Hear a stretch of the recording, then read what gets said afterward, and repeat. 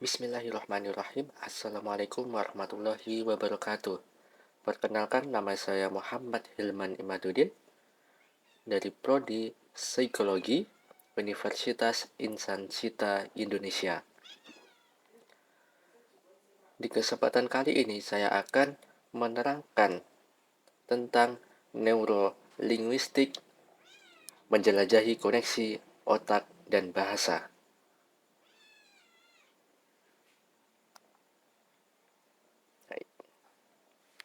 Nah, pengantar neurolinguistik.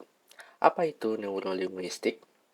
Neurolinguistik adalah cabang ilmu yang mempelajari hubungan antara struktur dan fungsi otak dengan kemampuan berbahasa. Terus, menggabungkan disiplin neurologi, linguistik, dan psikologi.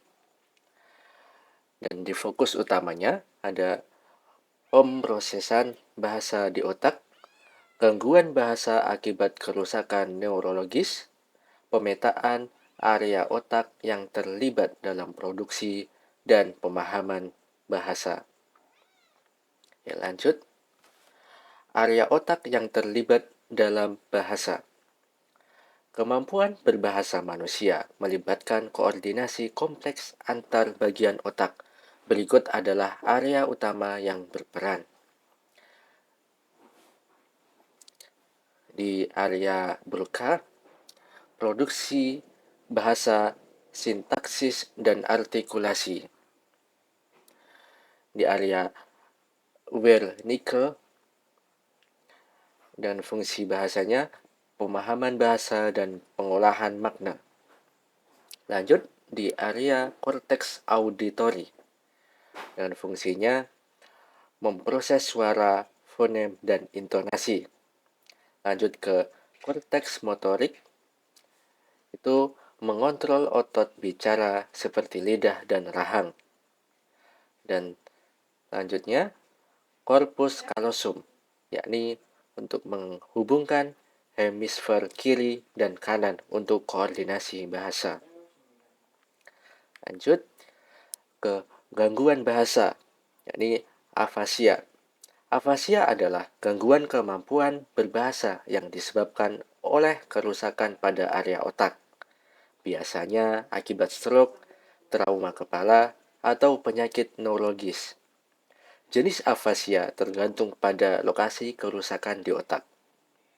Berikut untuk jenis-jenis afasia. Afasia Broca terjadi ketika area Broca di lobus frontal kiri rusak. Ciri-cirinya sulit berbicara, terus kalimat pendek dan tidak lengkap, dan artikulasi terganggu, tetapi pemahaman masih relatif baik.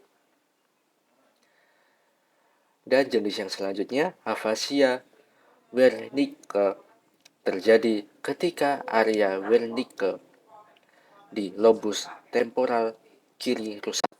Ciri-cirinya bicara lancar tapi tidak bermakna, kesulitan memahami ucapan orang lain, dan sering menggunakan kata-kata yang tidak sesuai konteks. Lanjut ke neurolinguistik dalam pendidikan. Nah, neurolinguistik tidak hanya relevan di laboratorium atau klinik, tapi juga sangat penting dalam mengembangkan strategi pembelajaran bahasa. Dengan memahami bagaimana otak memproses bahasa, pendidik dapat merancang pendekatan yang lebih efektif dan inklusif. Nah, berikut ada aplikasi dalam pembelajarannya. Meningkatkan literasi bahasa melalui aktivasi area otak yang relevan, seperti Broca dan Wernicke. Membantu siswa dengan gangguan bahasa melalui intervensi berbasis neurologi, dan mengembangkan metode pengajaran yang sesuai dengan cara kerja otak, seperti pembelajaran multisensori dan berbasis konteks. Lanjut ke relevansi neurolinguistik untuk pendidikan dan intervensi sosial. Bahasa sebagai kunci identitas dan literasi. Neurolinguistik membantu memahami bagaimana otak remaja memproses bahasa, membentuk identitas, dan merespon lingkungan sosial. Ini sangat relevan untuk intervensi edukatif berbasis psikologi sosial. Nah, dan aplikasi dalam intervensi diantaranya ada mendesain program literasi digital berbasis otak, memperhatikan cara remaja memahami konteks, simbol, dan narasi digital.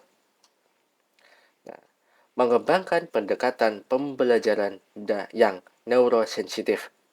Cocok nih untuk siswa dengan latar belakang sosial yang beragam.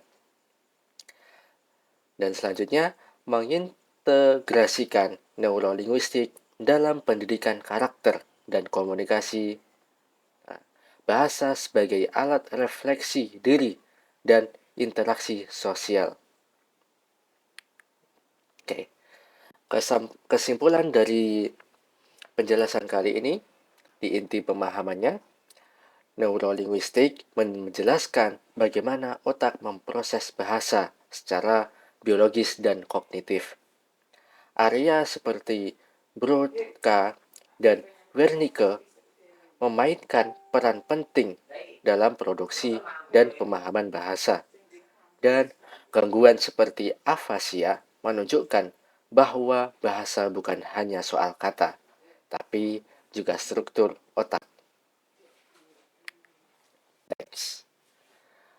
Baik, mungkin cukup sekian dari saya, kurang lebihnya saya minta maaf, dan saya akhiri. Wassalamualaikum warahmatullahi wabarakatuh.